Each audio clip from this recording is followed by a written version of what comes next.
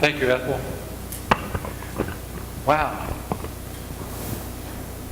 These people coming out of Egypt in the Exodus story just keep at it. Again, they're in a place where they don't have any water. So let me ask you a question. What's your memory of the part water has played in your life? Okay, baptism. What else? Cleanliness. Swimming. Conserving water. Splashing, playing. Rain. Too much or too little. Too much or too little. What was that? Drinking. What were the sources of water in your life as a child? The faucet. The faucet, of course. What? A well. A hand pump. A hose. Beach. Lakes. Wow. A pump. Well, as Cindy related back there, water in my childhood was a bit precious. And the reason it was a bit precious is because I was in a family of 9 children. And we were on a well.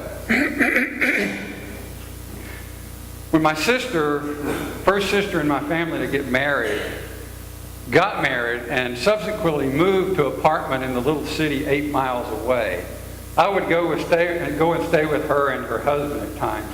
And in the little city 8 miles away, the water just tasted funny to me. I came to know it as city water. How many of you remember using the term city water? And if you use that term, then you know the reason you use the term city water is because you were used to another kind of water, which was what? Well water. Yeah. Interesting difference between the two, right? And I don't know that I experienced it as a child. I don't remember thinking, oh, this is bad, though I might think that now, because of all the chemicals that have to go into it to make it that way. But at the time, it just tasted different to me. It tasted a little funny to me. And I didn't really mind that. But since it was city water, I suppose that it had been treated enough that it wasn't hard or soft water. Meaning, I guess I know what that means. On a school test, one student put it pretty clearly when asked to briefly explain what hard water is. Even if you'll advance another frame, and this student put ice.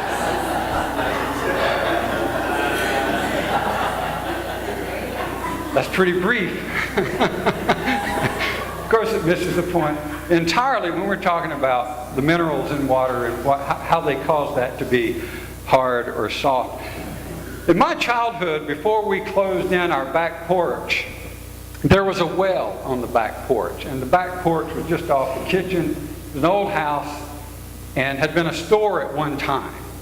And so the back porch contained a well, and I still remember looking up at the ceiling on the back porch before even after we closed it in, we left this there, which was a pulley suspended from the ceiling, and around which at one time there had been a rope, of course, and I didn't research the parts of an old well. But the what? Windlass. Wheelless? Windlass. The crank is a windlass. Thank you, Bobby. Around the windlass, and then the rope, of course, would go down into the well itself. My brother remembers drawing water out of that well, but by the time my memory had begun to make me aware of myself, I didn't remember that anymore. And I'm sure as a young child it was still that way. But as I began to remember things in my life, that wasn't part of the way we got our water. The way we got our water when I came along was by that time we had advanced to an electric pump system. We were still using the well, which was a shallow well, and it had some degree of self-generation, I guess, from underneath, but we also fed it with rainwater. So we supplemented the well with rainwater, just basically off the top of the house through the gutters and down through a chute into the well. Yeah, no purification system or anything. We just drank what was there. But by the time I came along, we had gotten, my dad had installed an electric pump and went through a short pipe to the hot water heater and then subsequently into the kitchen and gave us cold water. So we had running water in the kitchen. So still, my first memories of water sources for me was a faucet on a tap in the kitchen. But we didn't have water anywhere else in the house at that time. Primarily, we didn't have water anywhere else in the house at that time because there were 9 kids. And if we'd had water at another source in the house, particularly in terms of a bathroom, where people took showers and that kind of thing, I came to understand later in my life, then the well would have gone dry all the time. As it was, with water only in the kitchen used for cooking and an occasional weekly drawn bath. Seriously. The well would still, in the summertime and dry periods, go dry. And we wouldn't have water. And so then we'd find ourselves schlepping our buckets and containers across in tubs across the road. And from the neighbor's house, our closest neighbor, Charlie and Lee, would give us water. They had a deeper well. They didn't have city water. We didn't have that out in the country where I grew up. But they would give us their water. And that was a great gift at the time. But that helped me understand, and it's from that I began to understand, Cindy, how precious water can be. It has been that way in my life. But today it's so readily available to us that we may not appreciate the gravity of the situation as the people of Israel get to Rephidim. And this isn't the first time they've been without water. A few chapters back, you remember, they had gone 3 days without water. And this is a common theme in their Exodus journey, not only in the book of Exodus, but subsequently in the book of Numbers. Some of these same stories are recounted. Either they're the same stories recounted again in Numbers, or the people spent a lot of time circling around back and forth, which I understand maybe they did, and mumbling and bumbling around, kind of like Tim Conway used to do on the Carol Burnett show. And so they mumble and bumble around for a number of years. And we get some of these same, very similar stories in the book of Numbers, after the book of Exodus. And through it all, they're really having a hard time trusting God to provide the water they need for their journey. Until I was on my own and living in an apartment in Ashboro, I didn't know that city water wasn't free. That like other utilities, you have to pay for it. And the price, since then, has continued to go up and up and up. Why?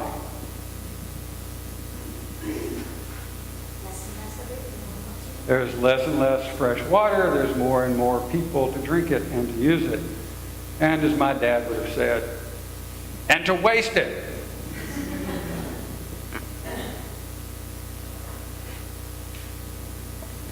How precious is water? I've got to get some of it now.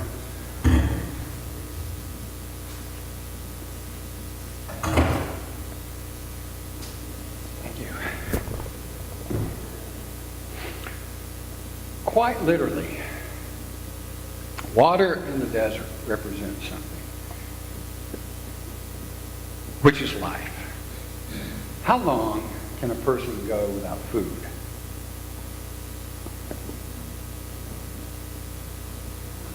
People fast for more than a month from food, right? But they don't fast from water. About 3 days. 3 days is when a person gets 3 days without water, if this is an active person, I've seen people under hospice care, survive on just a few sips of water for for a week or more. But they aren't having to do anything during the day but lie in bed and process the transition from this life to the next. which is pretty hard work, but it doesn't take physical exertion so much. It's an emotional, spiritual thing that they're doing. But for the average person, living the average life, walking around, doing what we need to do during the day, and even worse, it becomes more dire under more grueling conditions. A person after 3 days begins to really get in trouble if they aren't getting water in their body. And if a person's in really good physical shape, then they might make it another day or two. Now, let's assume that the people of Israel, as they've come out of Egypt, what were they doing in Egypt? They were slaves, so they were used to labor, right? Hard labor. So let's assume they're in pretty good physical condition. All right? Even so, they're on a journey, so they're traveling all day long, right? So they're exerting a lot of physical energy. How long would they survive without water? Not, to go 3 days, and we've already gotten one story that says they've been 3 days and found no water. Here they are again, we're assuming, in pretty bad need of water. So I set that up that way just so that we might be able to appreciate a little bit more the gravity of the situation here. Because I found myself in reading over this again for the umpteenth hundredth time, not paying attention so much to the people's point, which was, Moses, we're dying here of thirst. So they have a legitimate argument, contention.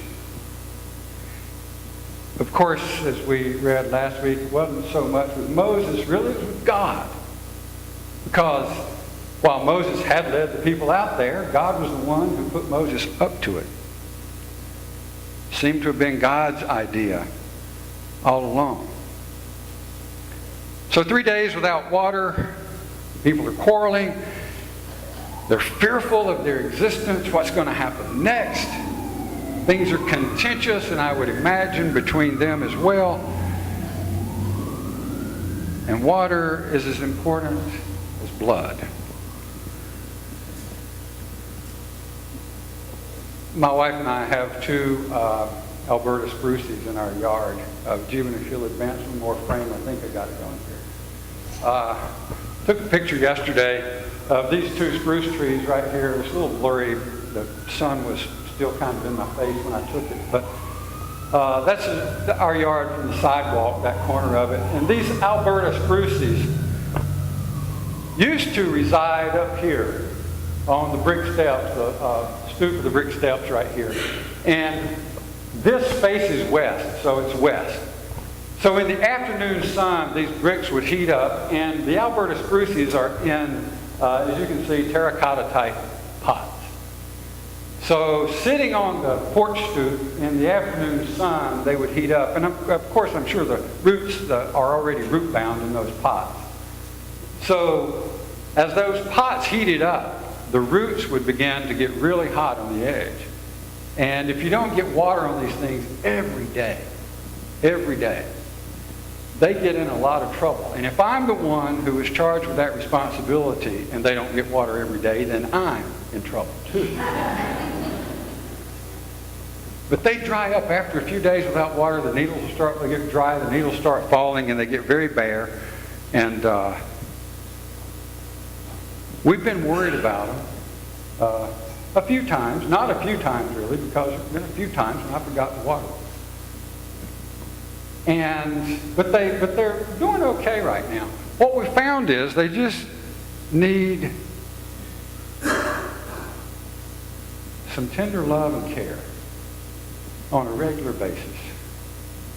They just need our attention and our care. People of Israel make it through another difficult time. Another difficult time.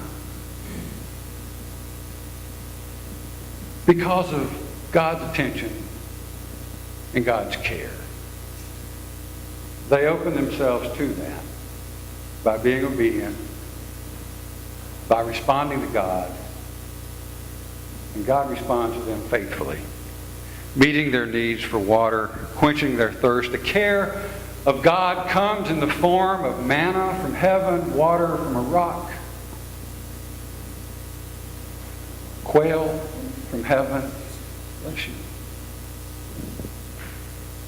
But it also comes from within themselves as they give care to each other.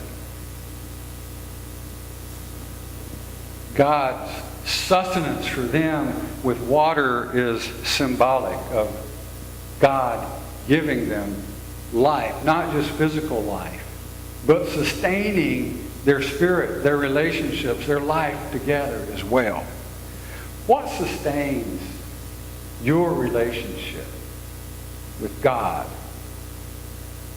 and with each other?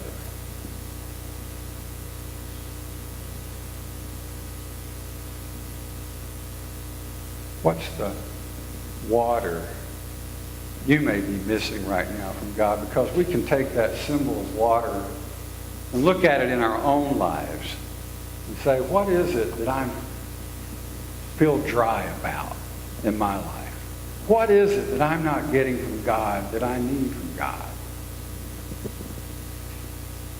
Well, for me, it's prayer, it's conversation, it's fellowship, it's compassion, it's forgiveness.